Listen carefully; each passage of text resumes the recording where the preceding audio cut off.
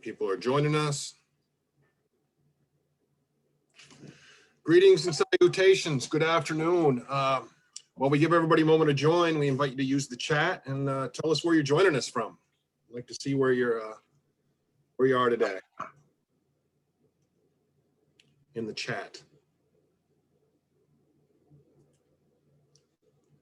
West Hartford, Connecticut, from Rochester, New York City, Cincinnati, Knightsdale, North Carolina, New Paltz, Winnipeg, excellent. Cedar Park, Texas. Hi, Mom. So my name is Rich Merritt, and I'm your host today. This webinar is brought to you by Audubon State Offices of Connecticut and New York, whose mission it is to protect birds and the places we all need in our forests, on our coasts, and across local communities. Quick reminder that this webinar is being recorded and will immediately tomorrow be available on our Facebook pages and on our YouTube channels for Audubon Connecticut and Audubon New York. Questions are welcome in the chat box at any time, and we will have time at the end for question and answer. I'm particularly excited about this webinar since I've been involved in Chimney Swift tower building projects, and the design and procedures that we've used were written by the Kyles in their book, Chimney Swift Towers. They literally wrote the book on it. And now to introduce our speakers, I'd like to pass the mic to Sunny Kellner, the Wildlife Rehabilitation and Outreach Specialist at Sharon Audubon Center. Sunny, you particularly specialize in rehabilitating chimney swifts. Can you tell us a little about that? Thank you, Rich. Yes, the Sharon Audubon Center rehabilitates anywhere from 60 to 75 chimney swifts each season, releasing them back into the wild. And the Kyles wrote the protocols that we and other facilities throughout the country use to nurse these swifts back to health. So the Kyles' reach and influence in swift conservation is tremendously far-reaching. Georgean and Paul Kyle have had a love affair with chimney swifts for more than 3 decades. They have hand-reared and released more than 1,100 displaced nestlings, cared for injured adults, designed and built over 200 towers for the swifts to use for nesting and roosting sites. And they work tirelessly to educate the public about these benign and beneficial avian insectivores. In 1995, they founded a continent-wide conservation initiative called the North American Chimney Swift Nest Site Research Project. And in 1999, received the National Partners in Flight Award for their efforts in public awareness. Their book about the secret life of chimney swifts and a companion guide on chimney swift tower construction was published in 2005. And in 2006, the Kyles entered a lifetime partnership with the Travis Audubon Society, TAS, where they donated their home and the surrounding 8 acres to be maintained as the Keturah Canyon Bird Sanctuary in perpetuity. They continue to live on their property under a life estate and as TAS sanctuary stewards.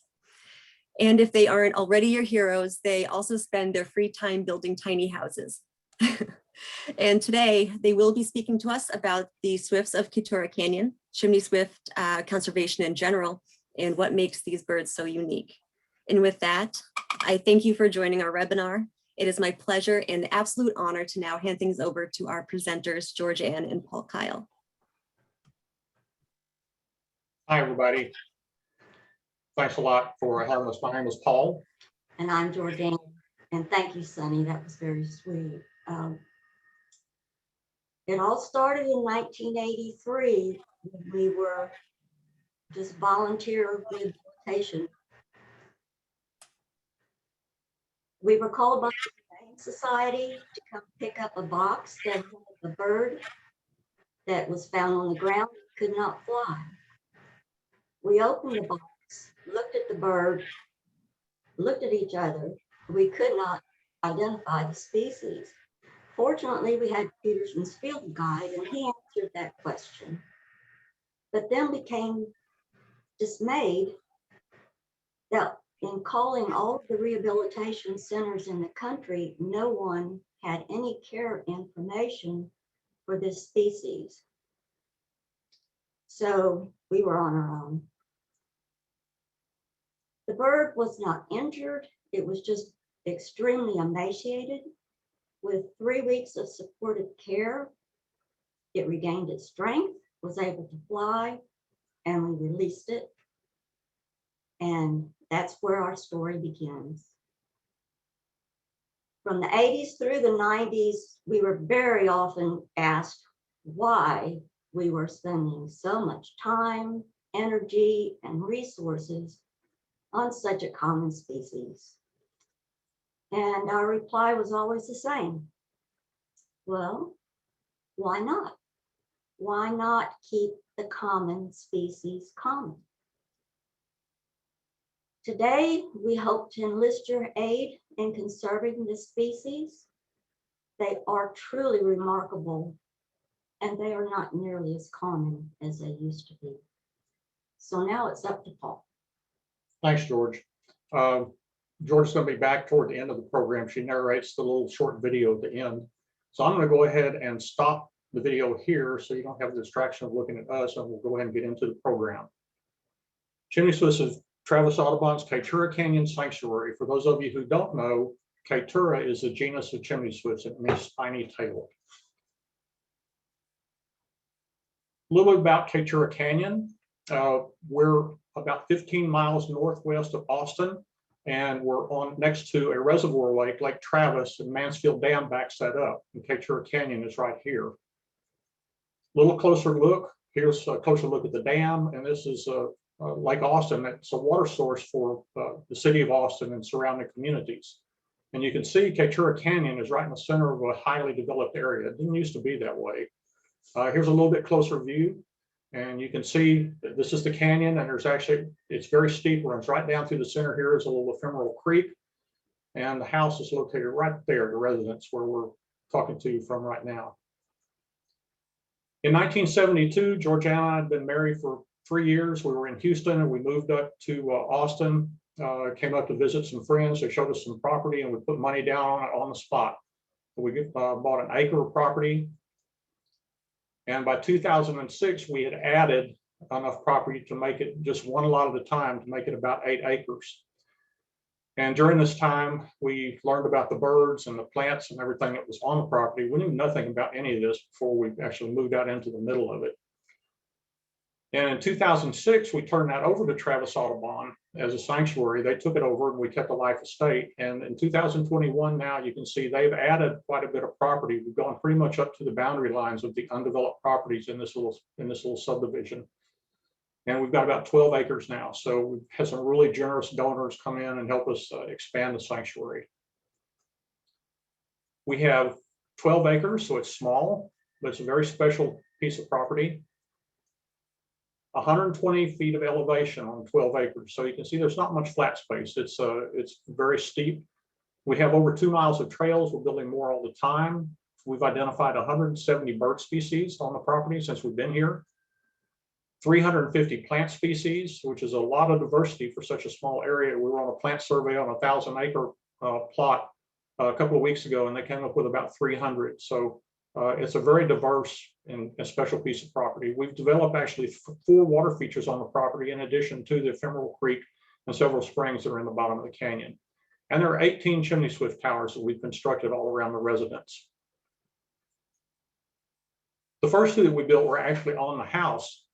And this is where we did the research on what worked and what didn't. We used just about every type of material we could find out what worked for the chimney swifts and what didn't. And now at this point, we've settled on a particular design. We'll talk a little bit more about that toward the end of the program. Before the pandemic, we used to have a lot of stewardship days. And hopefully we're going to get back into that again before too long. Hopefully this fall, we can start doing our tours again, where families can come out and learn about the plants and the animals in Central Texas. Workshops like chimney swift maintenance and chimney swift tower building, nest boxes, that sort of thing. And some of the most fun events that we miss the most are our fundraising dinners, where we get a lot of like-minded people together to share some good food and just enjoy the company of like-minded people. We're really looking forward to things getting back to normal. We can start having these events again. So what is a chimney swift? Is this a chimney swift? No, this is a barn swallow. It has mud in its nest and has a forked tail. However, they fly together with chimney swifts pretty frequently, eat a lot of the same types of insects. So they're commonly mistaken for chimney swifts. Is this a chimney swift? Well, you may laugh, it's a hummingbird, but it's actually more closely related to the chimney swifts than the swallows are. They have a similar wing structure. They can both fly straight up, straight down, forward and backward. It's just the chimney swifts can't sustain it as long because the mass is so much greater. This is the chimney swift. They're unable to perch like a songbird. They have to cling to a rough vertical surface. They glue their nest to the wall with sticks in their saliva. They collect the sticks and glue it together with the saliva. And they look like a flying cigar or a bow and arrow. And this, can you see it? That's a pretty good look at a chimney swift. That's why they don't get a lot of respect. Once you start to notice the chimney swifts, you'll see them flying around in these patterns like these Chinese kites following each other around.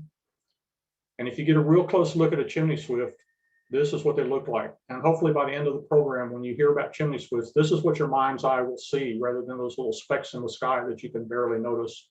They have beautiful bright eyes. This is unusual for a bird to sit still. It's amazing. They can just go into this trance-like state when they're incubating their eggs and taking care of their babies. They look like they're going 100 miles an hour when they're just sitting still, don't they? Just beautiful, elegant little birds. So why should we care about the chimney swifts? They're not colorful. They don't come to the bird feeders. They eat flying insect pests. Things 1/4 inch smaller is what makes up the variety of their diet. Their numbers are declining all over their range. They rely almost entirely on man-made structures now, and they are protected by the Migratory Bird Treaty Act. This is some of the latest data from the breeding bird survey. This is up in the boreal forest up in northeastern Canada. You can see how badly the numbers have dropped, and they're pretty similar with the lower part of the continent as well. They're just not doing very well at all. A little bit about the chimney swift that sets it apart from other birds. There's another reason why you should care. I mean, just look at that little face. How could you not care about something as bizarre as that?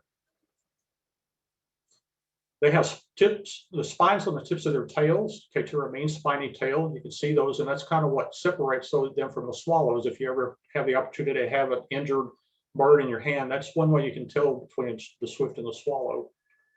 They have these grappling hook-like feet. A lot of the old literature says they have small, weak feet.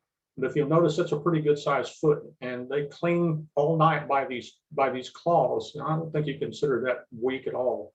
Also, you can see it's almost as big as the bird's head, so it's certainly not small. Interesting thing about chimney swifts is they don't have scales on their legs like most birds do. If you think about it, a cardinal or a mockingbird or something has to run through the brush, each chaps like a cowboy.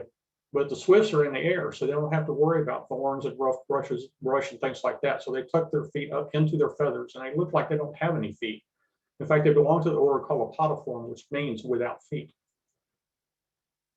But they definitely do have feet, even from the day they hatch out. They've got these really strong little claws. They're able to hold on to the nest and cling to these vertical surfaces. Chimney swifts are in the eastern part of the United States, from the tip of Texas, the southern tip of Florida, all the way up into Canada, northeastern Quebec. And they start arriving here around the 1st of March is when they hit the Gulf Coast. We see them in central Texas on March 15th. And by May 15th, they're all the way up into Canada. We don't know much about what they do in South America because there are so many different types of swifts down there. They're just not easy to study. So we know much more about their breeding behavior than we do about their wintering behavior. But they're actually in the United States and Northern America more than they're in South America. So very much our birds. When they arrive, they start to see this mating behavior where they follow each other's movements, feather per feather. Just elegant. They look like Olympic ice dancers, the way they mirror each other's movements. This is a wonderful photograph taken by our friend Greg Lasley. He's probably one of the best naturalists in North America. We lost Greg this year. He passed away earlier from some complications, lung complications. We're really going to miss him, but I know a lot of people out there watching know Greg or have seen his photos. They start building their nest pretty much as soon as they arrive, and it'll take them a week, maybe 10 days or so to get a nest big enough to hold the first egg, and they continue to build on the nest. They'll have from 1 to 7 eggs, 3 to 5 is most common. The eggs hatch out kind of staggered, so you have different ages. You've got this big baby here, big fat baby, and then one shy one that hasn't even come out of the egg yet.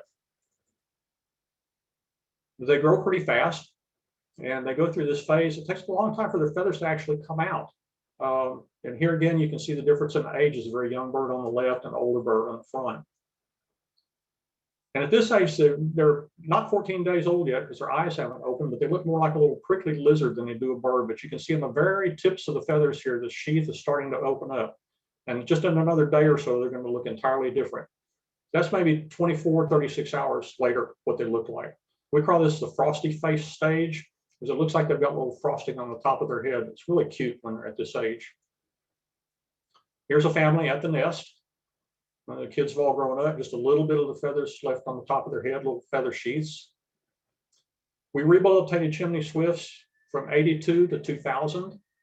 We came up with a substitute diet and developed some housing for them. We worked with the Texas A&M Diagnostic Lab and a lot of other rehabilitators around the country to find out what worked and what didn't. We ended up with about a 95% success rate, and a lot of that was attributed to what we learned about transferring saliva from older birds to the younger birds. Close to 1,200 individuals were cared for and released during the period of time we were doing rehabilitation. And if you've ever tried to thread a needle, it's easy compared with threading a mealworm into the mouth of a baby chimney swift. They're about the size of the first joint on your little finger when a lot of them would come in. And Georgiana would hand feed them one mealworm at a time, and the mealworms had some supplements that had to be added to it. And she would have from 50 to 100 chimney swifts at one time. The younger ones having to be fed every 30 minutes, the older ones fed every hour. We monitored their weight real carefully and compared it with the wild population and found that it correlated really well. So we knew that the diet was working pretty good with the Swifts as far as their development. And to weigh them, we just put them in this little Parmesan cheese can, and put them on a scale. And they were kind of acted like they were in an amusement park ride. They kind of got this puzzled look on our face. They were really easy to weigh. And we used muslin cloth. Actually, the mealworms came in this cloth, and we'd line these little boxes with it, and it protects their feet, protects their feathers. It's easy for them to hold on to. And as soon as they got to the point where they didn't want to stay in the box anymore, we'd have to move them out into a flight, bigger area, because they're going to want to start flying, and then they need to fly as soon as they're ready, so that they can get their muscles and their feathers developed properly. When we first take them out, they're kind of frightened because there's more sound, there's more light. And they'll hunker down on the bottom. Before long, they'll start climbing to the top to see what's over the edge. And there you go, peeking out and looking. And Georgiana would feed the bird. She'd start on this end, feed this guy, feed this one, feed this one. About the time she'd get here, the first guy being fed would move all the way down to the end and pop up on the end for seconds. Very personable little birds. They'd learn to fly out, and they'd have to learn to come. They'd roost on the screen wire, and then they'd have to learn to fly back in, because this is where we fed them. And they'd also need to be able, once released, to be able to get back into a chimney once they came out of it. And we held on to the birds probably a week or 2 weeks longer than they would normally be in being taken care of in the wild. In the wild, they pledged 28 to 30 days, but because they didn't have the advantage of the parents, we held on to them for 5 or 6 weeks before we turned them loose, just to make sure they could fly well. If you see that shiny spot right there, that's a bird band. We tagged all of the birds that we rehabilitated so that we could follow them in the future and see how they did. And the backup data we got was real positive. So why are the chimney swifts declining? Natural predation is a part of the problem, but it's not a great problem. It's not going to wipe out the chimney swifts. Loss of habitat is one of the main things. They used to nest in big hollow trees. There weren't many of those, so they adapted to nest in chimneys and these towers that we built for them. Ignorance and intolerance in combination with the loss of habitat is probably the worst reason that we're losing our chimney swifts. Screech owls can predate chimney swifts. Usually they're attracted to roosts rather than nesting sites. Roosts are where you have large numbers of birds that are congregating before and after breeding. But they're not going to wipe out an entire colony. They may take 1 or 2, so they're not a major problem. In all parts of the country, there are these different species of snakes. This is a Texas rat snake. And the rat snakes are all very arboreal. They can climb trees and they can climb chimneys. So they could get in and get a nest full of babies occasionally, but they're not going to wipe out the entire population either. But if you have a nice chimney that the chimney swifts are able to use and raise their young and it gets capped, obviously they don't have any place to raise their young. So this is a big factor in the decline of the birds. Our ancestors had a really neat solution. I don't think they were thinking about chimney swifts, but if you look at this chimney, it allows the smoke to get out, keeps the rain from getting in, and lets the chimney swifts get in as well. And there are commercial chimneys caps on the market now that you can buy and put on just a regular chimney that will allow the swifts to come and go and still protect the inside of your chimney. Metal chimneys are a death trap to anything that gets into them because they're so slick, the birds can't hold on to them. So all the chimney caps that are metal need to be capped. And this is the more common type of chimney that's being built now. So we're no longer creating the artificial habitat that we used to in the great numbers. We talked about intolerance and ignorance. This was a bird that came to us when we were doing rehabilitation. It looked pretty ragged. Its feet are swollen. And the lady said she found it in the fireplace, and that's all she told us at the time. And we spread its wings out, and the wings were actually melted. So we got back in touch with her, and she finally fessed up that yes, she had heard noise in the chimney, had lit a fire, hoping to chase whatever was in out, and the birds were overcome with smoke, and they fell into the chimney and were damaged. This bird was not able to be saved. Its respiratory system was so bad it had to be put down. So it's not a good idea to light a fire in your chimney when you hear a noise. So what can you do to help chimney swifts? Keep the damper closed March through October. If you don't have a working damper or don't have a damper at all, you can wedge a piece of foam rubber up in there to keep the chimney swifts up in the chimney. They don't want to be in your living room any more than you want them there. They want to stay up in that chimney. So it's accidental if they end up in a house. But if you do put that foam rubber up in there, write yourself a note and put it in the bottom of the firebox that it's there, because you don't want to have Thanksgiving come around. Grandma comes over for Thanksgiving dinner, and you light a fire in the fireplace and it gets all backed up with smoke. So be sure and make a note if you put that foam rubber up in there to block the chimney. Keep your chimney properly maintained. This is good for the homeowner as well as the chimney swifts. But improperly maintained chimney can have a creosote buildup, which can become flammable, and you can have a chimney explosion. Also, it makes the chimney wall so slick that the birds can't attach their nest to it, and the nest will fall off.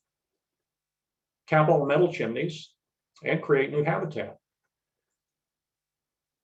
We have our website, chimneyswifts.org, where we have a lot of good information, and you can purchase books and information there as well. We published a newsletter, Keturah, for about 15 years. We stopped publication in 2018, but you can go back and see the archives on these, and you can kind of see how the chimney swift conservation movement has grown over the years. We have documented the work that we did with the rehabilitation. Some of the techniques and whatnot, particularly diet, have changed now because some of the ingredients we use are no longer available, but there's still a good solid reference if you want to rehabilitate chimney swifts. Texas A&M University Press published the Chimney Swift book. It's a life history of some of Georgiana's wonderful artwork, drawings of the swifts in there. This came out in 2005, and the companion Chimney Swift Towers construction guide that came out at the same time. And these are available on the website at chimneyswifts.org. So if you have a chimney, a clay chimney, a flue tile chimney, or a brick chimney, you have chimney swift habitat already, and you don't have to go out and build a special tower or spend thousands of dollars on something like if you're trying to do purple martins, or you have to go out and build a big purple martin rack. If you've got a chimney and you properly maintain it, you have chimney swift habitat right there. If you don't properly maintain it, this is what you're likely to find: a whole nest full of little babies down in the fireplace. And typically they tend to hold on to the nest. And ideally what you try to do is get them back to the parents, because the parents will feed them if you can get them back up there. There's information on the website at chimneyswifts.org on how to do this. It takes some doing. Every fireplace is going to be a little bit different, but it's going to have some suggestions in there. And that's absolutely the best alternative. If you can't do that, then you need to contact the licensed rehabilitator in your area. Chimney swifts are probably some of the most difficult birds to successfully hand rear and release, so we don't recommend trying to do it on your own. The very first Chimney Swifts tower was built by Althea Sherman, and the tower itself is actually this structure here. It's 20 feet long, goes down into this structure. There's a spiral staircase that goes around so that she can look and peek in on the swifts and study them. She built this in the 1930s. It was the first time anybody had done anything like this. And it was a real inspiration for us. And her documentation is still some of the best out there. The only thing that she wasn't able to do that we've been able to add to, really, as far as understanding the home life of the swifts, is what they do at night. And because she didn't have the infrared technology that we do now, we've been able to add that to the data that's available on what the chimney swifts do when they're nesting. We used Althea's general idea of the chimney swift tower and built 2 towers onto our house. They were 20 feet tall, and the first year we actually had a nest in there. And it was really gratifying because one of the parents was a hand-reared bird that we had released the year before. And he came back for at least 4 years in a row with a mate, raised babies each time. We banded the babies, and so we considered these our grandkids. In the fall, we had the wonderful roost. So you kind of get to to thinking if you build it, they will come. This has kind of been our experience with building chimney swift towers for the most part. This is what it looks like on the inside of the roost when the swifts are there. Other people have built towers using our design with some slight modifications. This is at the Strawberry Plains Nature Center in Mississippi. This is at Pascagoula River Refuge, also in Mississippi. It was built out of materials that were salvaged after one of the hurricanes. This is Wolfville, Nova Scotia, and this is the Roby Tufts Nature Center, and it was a dairy, and the Chimney Swifts had been using the chimney, and the dairy was scheduled to be decommissioned and torn down, but because the Swifts were using it, the community came together and made arrangements to save the chimney part of the dairy. And they built a pavilion around it with a lot of good educational information. And so this is a real good, I guess, example for how to deal with some of these chimneys that are being torn down. We're losing these large roosts at an alarming rate. Every one of them is critical to the future of the chimney swifts. They use them primarily in migration. So if you hear of a chimney that's going to be torn down in your community, try to work with your local Audubon groups and educate the community and see if you can get the chimney saved, or at least get them to build an alternative replacement for it if it can be saved. In the tower book, we also have these plans for a small version of the tower. We call this a kiosk tower, taking the same idea that was used in Nova Scotia. The Audubon Society of Western Pennsylvania, under the leadership of Brian Shima, celebrated the centennial of their park system by installing 100 chimney swift towers from May through December in 2017. This was a remarkable conservation project because these are not easy to build. It's a fairly substantial conservation project, and our hats are really off to them. They built in less than a year almost half as many as we built in 30 years. So it was quite a project. We really appreciate when this type of thing takes hold. The community supports it. In the far northern reaches of Quebec, up in the boreal forest, there's a little town called Lacavorde. There's an old sanatorium there that's now decommissioned that used to house people that were suffering from tuberculosis. And they went there for the clear air. And in Lacavorde, they have an old water tower, and chimney swifts actually nest in this tower. Right next to the tower is this wonderful, beautiful old chimney. And the people there have come together, raised the funds, and they have restored this chimney and hosts a roost now. And this is the farthest known range, northern range of the chimney swifts in North America. They not only saved the chimney, but they built a chimney swift interpretive center and museum. And one of the craftspeople up there built these dioramas with the chimney swifts, hand carved all of the birds. It's just a remarkable setup. And the information that's on the wall here it's excerpts from our book, and some of it it's in English, and then there's also in French because it's largely French speaking up there. So it's actually making it accessible to the locals to learn about the birds. The gentleman on the right there is Simon Parent. He's the brains behind the Chimney Swift Interpretive Center. And he's also involved now with a project with the Granby Zoo and some of the universities up there. They're radio tagging the chimney swifts, and they've been able to find chimney swifts nesting in the boreal forest in hollow trees, which is a remarkable thing to find. And they're doing some really good work up there, and the conservation work that they do will get some land set aside for them. Hopefully some of the historic lands in the chimney swifts will be in better shape there. In 2016, the year after the center opened up, Simon was able to get some more funding, and he wanted to build 10 chimney swift towers. So we went back up in 2016, and along with his father, Georgean Parent here, we built 10 chimney swift towers in 5 days. And we installed a few of them. They got the rest of them installed shortly after we were gone. And Georgean was also the fellow who did the bird carvings for the museum. We kind of specialized in wooden towers, but we were looking for something after seeing this old cistern in Jonestown. We're looking for something that's going to be more durable. It used to hold a lot of water. It doesn't hold water now, but it holds a lot of chimney swifts. In the roosting season, it can have 2,500 chimney swifts or so. And so this was kind of our take on building something that was a little more substantial using cinder blocks. We thought it was going to be an easy project, but we learned really quickly it wasn't. But it took us most of the summer to get it done. But by the fall, we had a roost move in, and the next year then we had nests in it. This was another experiment with a cinder block. We were trying to see how close we could put the towers together and still have the swifts use them, because swifts will only nest one pair per structure, regardless of how big it is. And we discovered that this is too close together. This is about 3 feet apart. And they need to be 10 to 12 feet apart now, because if they can hear the birds in the other tower, they're going to also try to defend that site as well. But architectural features sometimes can provide some opportunities for chimney swift habitat. If you take a look at these, if these were hollow, open at the top, maybe some drainage at the bottom, we think that'd be really good chimney swift habitat. And it's serving no real purpose except to look nice out there. It's an interesting structure. Here's another example. If these were hollow, happens to be right next to a pizza place, you could go in and get a pizza, maybe grab a beer, sit on the tailgate of your pickup truck and watch the chimney swifts come and go. A lot of stone fences are built this way, and they have these stabilizer columns in the center. If these were hollow, they could also be good chimney swift habitat.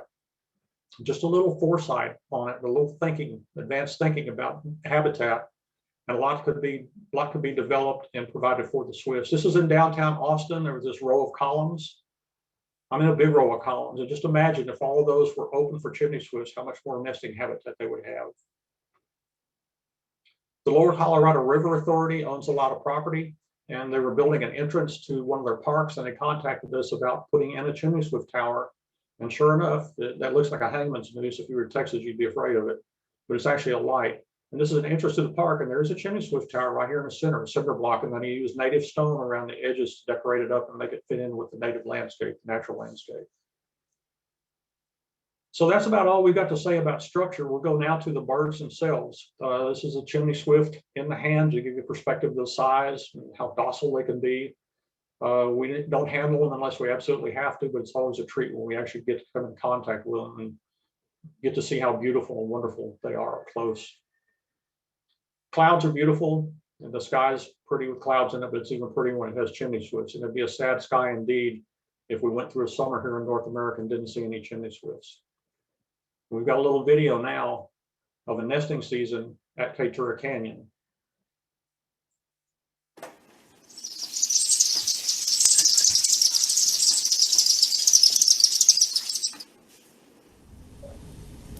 Chimney swifts are very tactile and affectionate. This behavior that looks like kissing is called bill fencing. Both parents build a nest, both incubate the eggs, both brood the nestlings, and both feed the babies. It is very much a family affair with chimney swifts.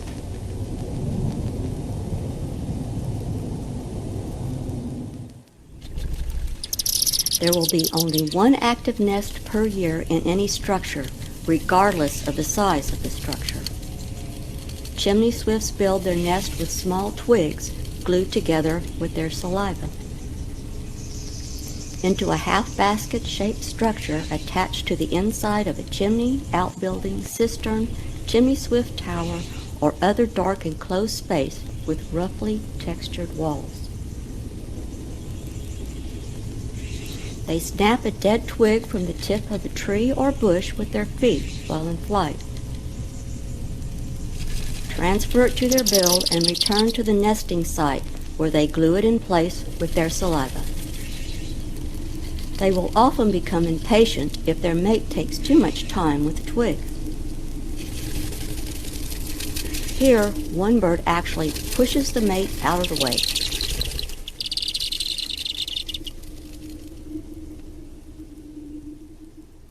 It takes about a week to build a nest large enough to hold the first egg. This is a precarious time since the nest is still small. Occasionally, the first egg is lost over the edge. One egg is laid every other day, and clutches range from 1 to 7 eggs. 3 to 5 is most common.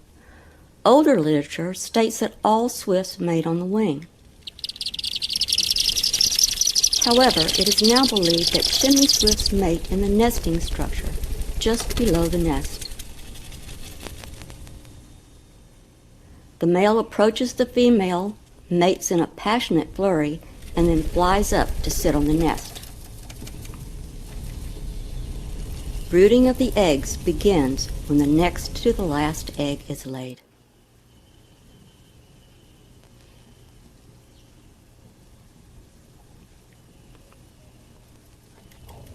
The parents keep their saliva flowing by slathering the wall above the nest with a salivary arch, seen here. The saliva is not only important in construction of the nest, but in the health of the babies. It serves the same purpose as colostrum in mammals, providing beneficial flora for their digestive systems and the ability to fight off potential pathogens.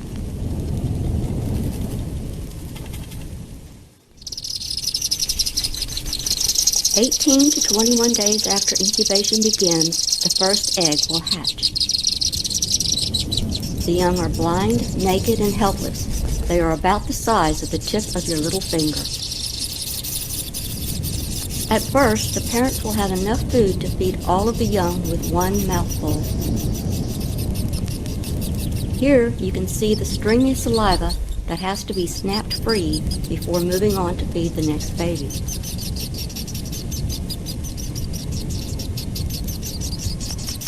After all are fed, the parent will clean the nest of any fecal material and settle in to brood the babies.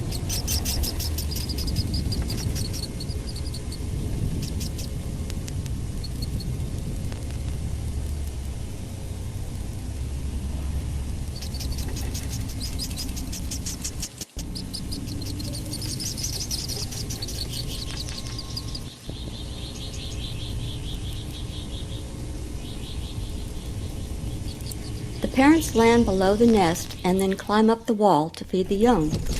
The youngsters quickly learn this and begin hanging their heads over the edge to be fed.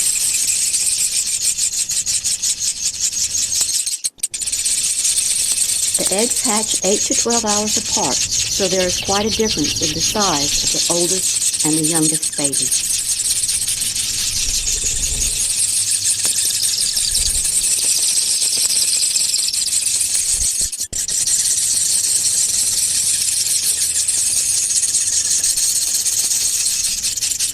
In many species of birds, the smaller and weaker members of the brood may not be fed.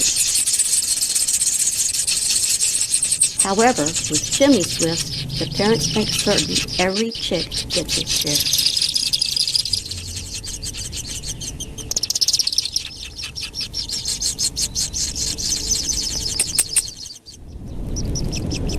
The wing feathers of young chimney swifts remain in sheaths and look more like quills than feathers until they are about 14 days old.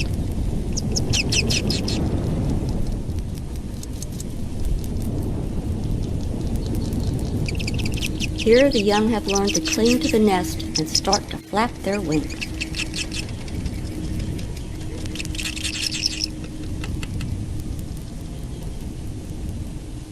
You can clearly see the age difference between the bird in the background, still pink and featherless.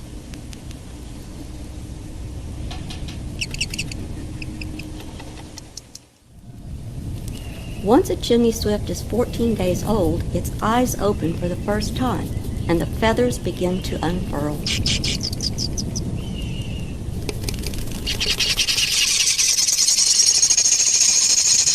This transformation from a prickly lizard-like creature to a bird takes place nearly overnight. The bird on the front edge of the nest is building up its flight muscles. Its siblings, whose eyes are still closed, mistake the flapping for the wings of the parents coming in with food and begin their begging call.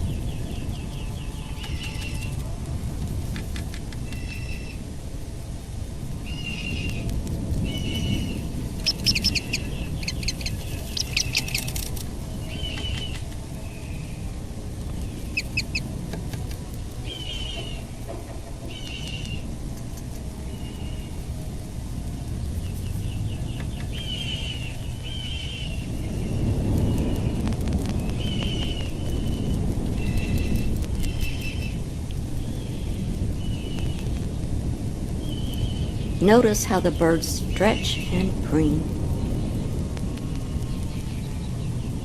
They are becoming restless on the nest and will soon leave it behind as they climb onto the wall to roost with their parents.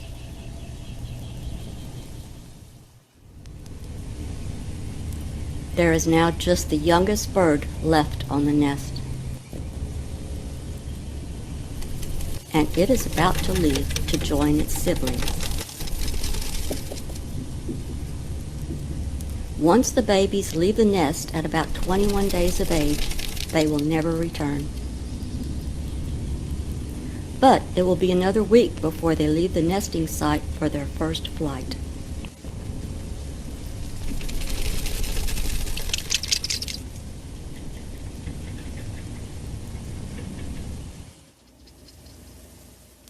Once off the nest, they still cannot fly, but they can climb like crazy. In just a day or so, they will be able to fly up and down inside the nest site like the second older bird.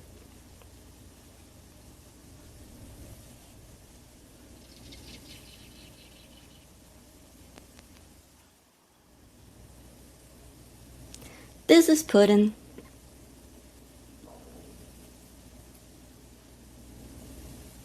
He sees his reflection in the camera lens and has come up for a closer look. When he looks straight at the camera, notice how perfectly round and streamlined he is. At this age, young swifts do not like to be alone for long. And he soon goes back to snuggles with the safety of his siblings. These birds are 28 to 30 days of age and ready to leave for their first flight.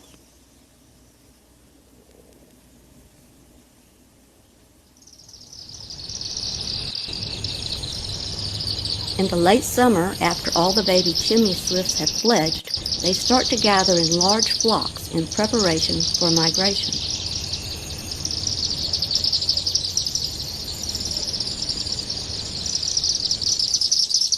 At dusk, they begin to circle the roost tower, often putting on one of the most wonderful shows in nature.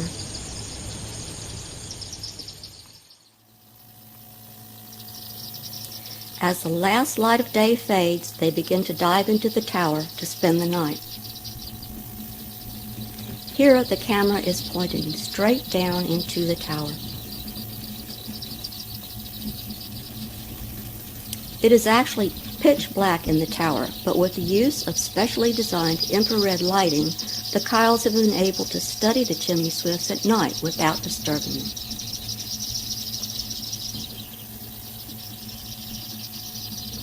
After the last swift has entered for the night, they clump up into tight groups with wings overlapping.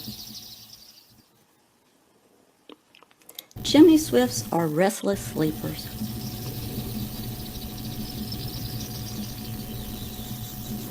Softly chippering and chattering all night, anxious for the first light of day when they can return to the sky. Morning departure is not as organized as the evening entry.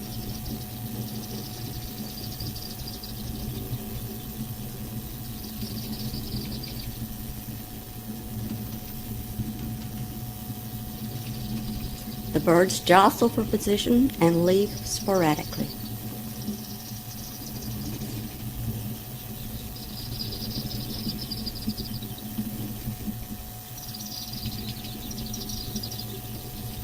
It is easy to see their relationship to hummingbirds in this video.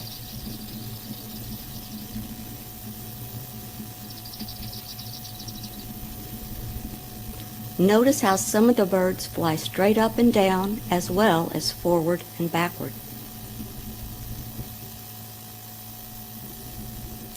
Who will be the last to leave?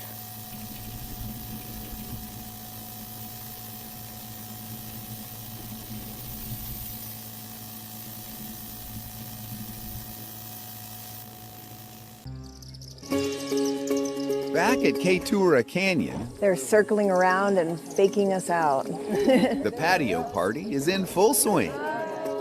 So when we have folks come out in the evenings to watch the swifts go into the towers, oh, it's so exciting. Oh, here we go. a mated pair. I think they're feeding. Food they eat is insects, mosquitoes, gnats, flies, all the things that we swat at and don't want to have around. That's a delicacy to them. That's what they survive on.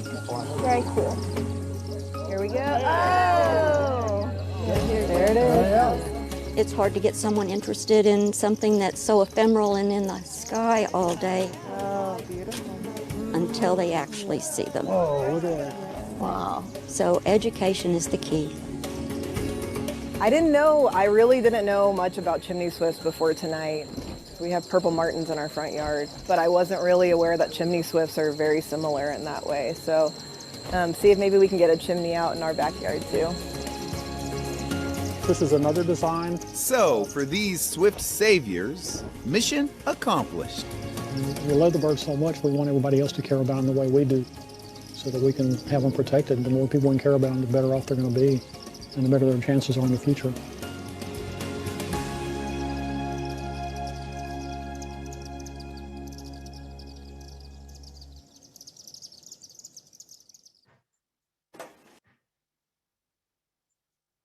And so we have a new Swift Tower plan available. It's a great Eagle Scout project, by the way. We've shrunk the tower down from the 20-foot towers that we had on the house, excuse me, on the house. Not many people are going to be able to build one of those. These 8-foot tall towers are really pretty manageable. And for anybody who would like to get a copy of this, it's available for sale at our chimneyswifts.org website.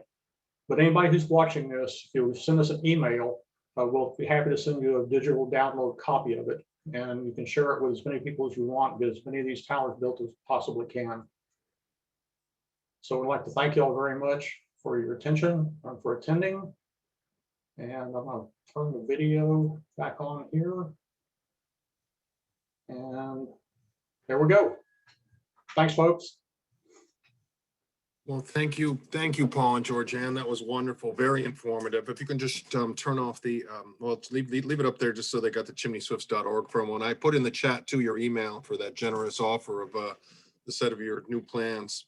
So thank you for that. The floor is open for questions. I know you've been asking some during the presentation, everyone. Please type your questions in the chat and we'll get to as many as we can with the time left. Joining Sonny and I to help facilitate the question and answer is John Connors from Wake Audubon in Raleigh, North Carolina. John and Wake Audubon have a long-standing Chimney Swift program. And I, along with the Kyles, we attended their Chimney Swift Conservation Forum back in 2015. Welcome, John. Before we begin with question and answer, would you like to take a minute to tell us about Wake Audubon's efforts to protect Chimney Swifts? Sure. First, I'd like to thank Paul and Georgeanne. Great to see you again. You're our heroes on this stuff. I've learned a lot of what I know about swifts from them, and so I owe a lot to them. Here in Raleigh, North Carolina, we've been working a lot with roost sites, and you know, we built a 30-foot tall chimney, and you know, trying to get, because we were losing so many, we did a complete inventory of all the chimneys in the county, saw where the roosts were, saw how many we were losing. And we actually built a chimney trying to stem the tide. I think the main lesson we've learned is using playback, tape recordings of swifts above a roost really does work to attract them to a roost site. So that's one of the things I would add. I guess I should bring a few questions to the Kyles. I can start with the first one. Is that right? You ready, Rich, for that? Yes, sir. Okay, so one question was asked, and I find this to be a compelling one. If we want to encourage architects to provide for swifts by leaving towers or chimneys open on buildings they're building, the first question will be, what kind of mess will result from that? I'm sure you've heard that same question asked before. We have. It's something just about everybody wants to ask. A family of chimney swifts is going to leave maybe a quart of dried material behind after the nesting season. Obviously, if you have a roost with a number of birds, it's going to be a larger amount than that. We have not seen the droppings as a problem. You just need to make a place in the tower so that they can be cleaned out at the bottom at the end of the season. We actually collect it and use it in our compost piles. It's an excellent source of nitrogen. We've been handling it as safely as you can. You know, people raise poultry mess deal with this mess all the time, but we've never experienced any kind of ill health effects or anything from it. It's just a matter of using a kind of like an ash shovel to shovel it out, put it into a bucket, haul it off, and then you're done. The maintenance on a chimney swift tower is like 15 minutes a year. It's at the end of the season. Basically, you don't mess with them while they're nesting. You just wait until they're gone, and then you can go in and clean up whatever needs to be cleaned up. And as we mentioned, one nest per chimney, so it's just a little tiny nest per year. Right? And all the detritus will be actually in the structure. There's no problem around it or on the ground. Everything is inside. Another interesting thing about that's a good point, is that most songbirds will carry away the baby bird's droppings. They'll carry away the eggshells. With a chimney swift nest, everything gets dropped in the bottom. So if you have a tower, you can go in at the end of the season, go through all the detritus on the bottom and see how many eggs were laid, how many were hatched, if there were any fatalities. It's kind of like doing an archaeological dig at the end of the season. It's interesting to have a group of people out and you drop the bottom off of a tower and you got all this poop and people kind of back away from it. By the time Georgeanne has really gotten into it and started explaining, you can't get a good picture because all you can see is people's backside as they've been overlooking at what you're doing.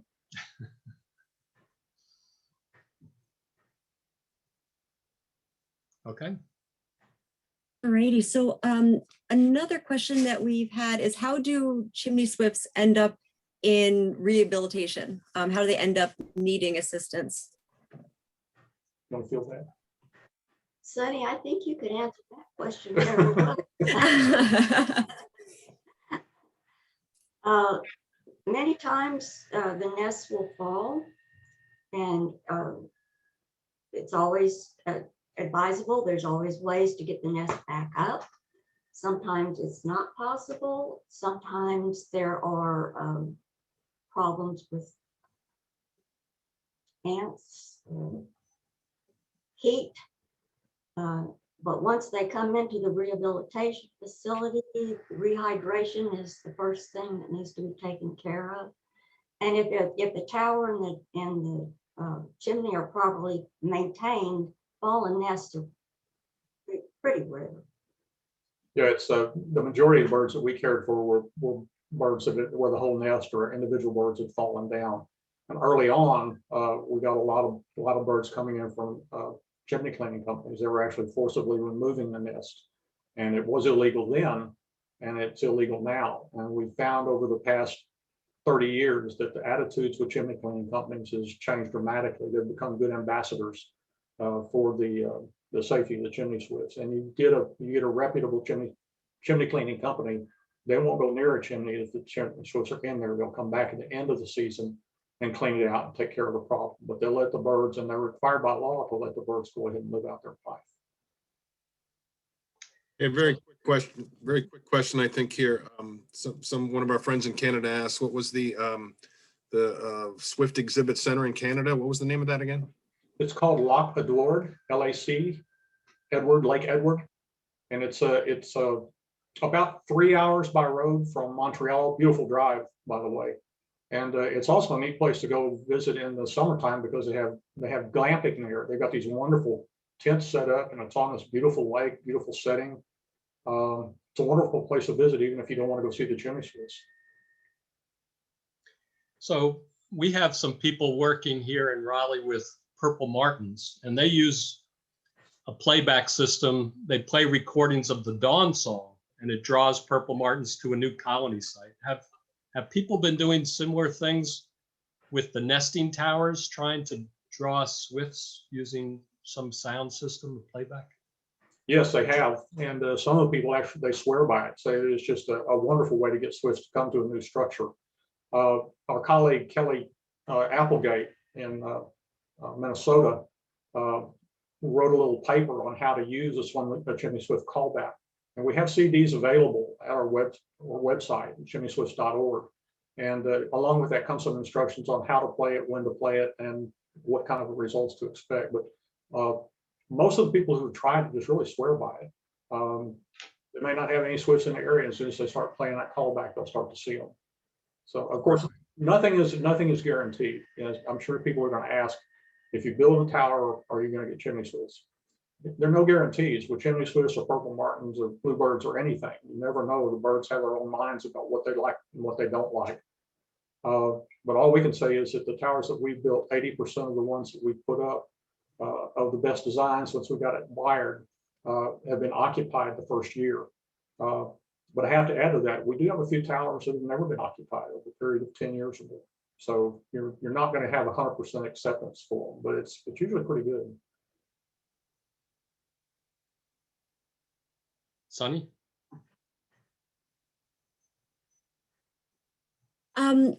There are a few people who have been asking the difference between the nesting locations, nest sites, and the roost sites, and if they're ever shared.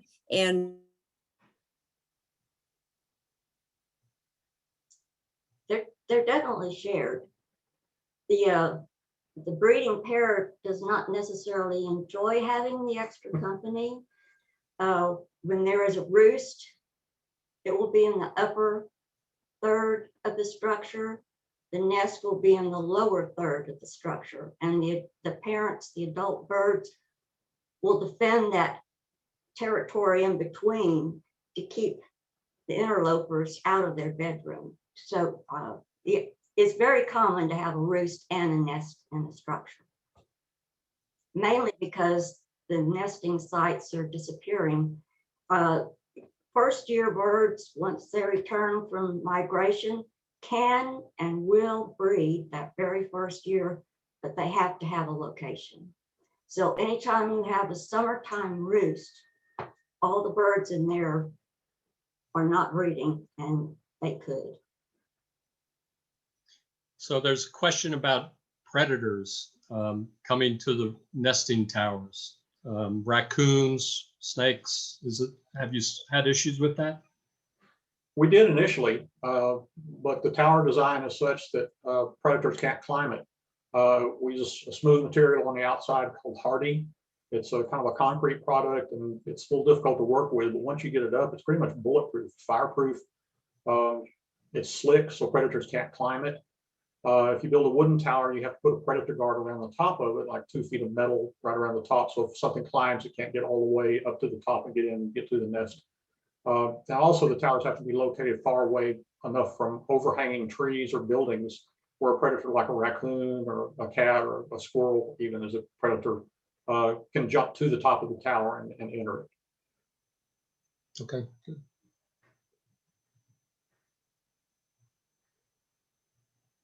And if we were to put up a chimney swift tower, is there any guarantee that they would find it right away? Is there a certain amount of time that it usually takes for swifts to find the tower next season, or after that? We always try to recommend patience, or what our veterinarian called tincture of time. Some of them are going to be occupied just right off.